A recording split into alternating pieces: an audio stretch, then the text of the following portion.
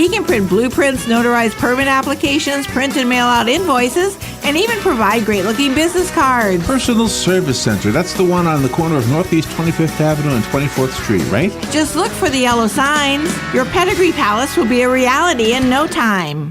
Ocala's information station, 1370 WOCA. Ocala.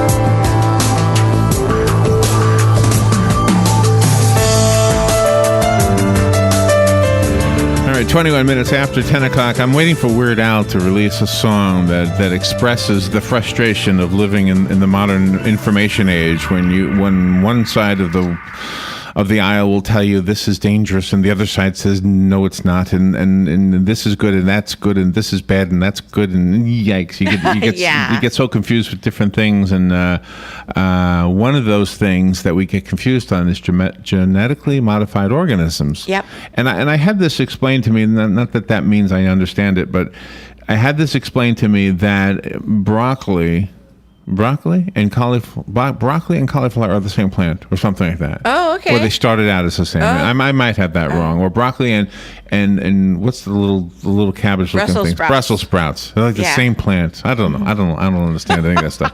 But the thing is this: there are people who say, "Oh no, I'm not going." If you go to the grocery store, you want some genetically modified, or you don't want GMOs, whatever. Mm-hmm. Then I guess you pay more. I don't really know. But it looks like we've been doing this all along. Benjamin Franklin, I think, did something like this. Yeah. I'm not going to say any more because I'm going to show how ignorant I am with this topic. We have somebody who can speak intelligently about this. And she's on the phone. Am I right? Yes. Two ladies. Two ladies. Okay. Kristina Sutton is a cattle and soybean farmer, an educator in agriculture and a Common Ground volunteer. And Julie Kenney is a corn and soybean farmer and an expert on biotechnology and genetically modified organisms. The two ladies will speak to us about the implications of genetic engineering on agriculture and food safety. Ladies, good morning to both of you. Hey, good morning, Larry. Good morning. Where are you? Are you both in the same place? We are, yeah. Yes, we're together here in New York today. In New York, okay. So what, I guess, can I ask what the bottom line is first, and then we'll kind of get to the details? What is the bottom line? Are some good and some bad, or are they all good or all bad? What do you think? What's your thinking on this? Larry, I assume you're talking about GMOs? Yeah.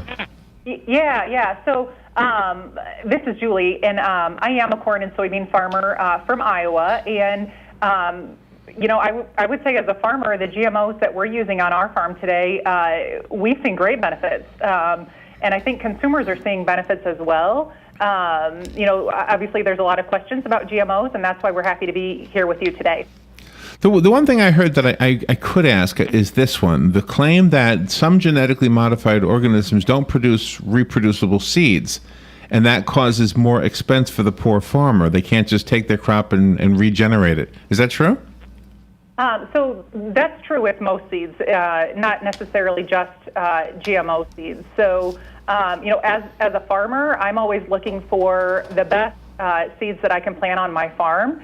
And in doing so, I want seeds that are hybrids or the best varieties that I can get my hands on. And so oftentimes, and actually all the time, those are seeds that do not reproduce. So I want the seeds that are going to produce the highest quality, best yields on my farm, and so that's what I choose to plant. And I think most farmers that you would find across the country would probably tell you the same thing. It's technology, just like anything, and we're willing to pay the price to, get the benefits from that. Kristina, does the word organism apply to cattle? With cattle can consume, of course, the grains, which is the soybeans and the corn, and then the alfalfa. They actually consume these products. And but in your opinion, does it? And what is there any way you can give us the devil's advocate snapshot here? I mean, do they say that the cattle eats the GMOs and suddenly the beef is no good? Is that what they're saying?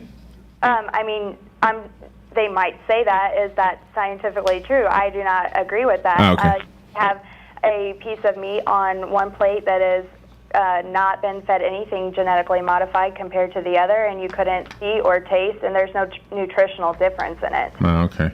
You know, Larry, I think one of the things that is often a misconception about GMOs is the long testing and safety that goes into these products. So, you know, as Kristina mentioned, there has been found no nutritional or safety difference between a GMO product or a conventional product that you might buy. So I think consumers can feel really comfortable and confident in what they're purchasing.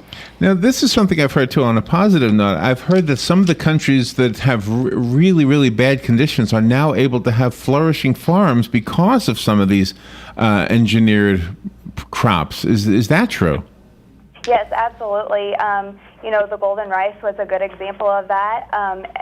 And even here in America, Larry, a few years ago, like maybe 10 years ago, there in our area, there was absolutely no corn or no beans planted. And with these new technology of GMOs, we are actually able to plant these seeds and have our own grains right in the middle of cattle country. So the technology has been super amazing. Yeah, and when we've seen that on our farm as well. The last couple of years, we've been hit by some pretty significant droughts. And, you know, it's interesting talking to farmers who are much older than I am, and they talk about how droughts could have been devastating to their crops in the past when they didn't have access to some of these technologies. And, you know, while our yields were a little bit reduced in the last couple of years because of those significant drought conditions, they weren't nearly as devastating as they probably would have been otherwise without this technology. Because of the GMOs, is a farmer able to plant the same crop year-round, or is that crop still have to be seasonal? Yeah, so that would it would depend on the area of the country where you're growing seeds. So where we're located in the Midwest, you know, we get one crop a year on our farm in Iowa. So we'll plant usually around April or May, and then we're getting ready to harvest here later on in September and into October. We have a lady who comes in on Tuesdays and does a gardening show, and I guess Robin and I probably spoke to an anti-GMO person like earlier in the morning.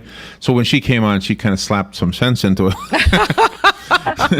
Well, we don't know. I mean, we're just like everybody else. We're listening. But one of the things I wanted to ask is, I think what she said was that some of the GMOs are crops that let's see, if you use something like an herbicide to get rid of the weeds, it'll kill the weeds but not the corn. It makes it a lot easier on the farmers. Is that right? Yeah, so that's one of the benefits of this technology and one of the specific traits or proteins that's available through GMO seeds. So it does help us manage weeds more effectively on our farms, but it also helps us protect against insect damage and also protect against some diseases. So some pretty significant benefits for us as farmers that then in turn benefits consumers.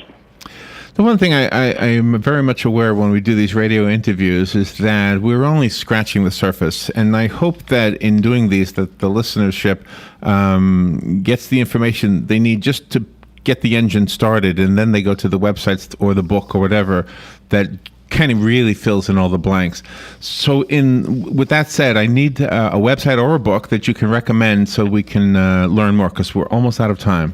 Right, Larry. So if somebody doesn't know a farmer personally, that's the wonderful thing about Common Grounds. You can locate us on our website, www.findourcommonground with just a D.com, and reach out to a farmer. We'd be happy to answer your questions. Oh, that's excellent. Okay, findourcommongrounds.com. And Robin made it real easy for everybody. Just go to our guest list. It's right there at the 10:20 slot today. Thank you, Kristina Sutton and Julie Kenney. Thank you, ladies. Thank you. Thanks for having us. All right. We'll take a little break. We'll be right back.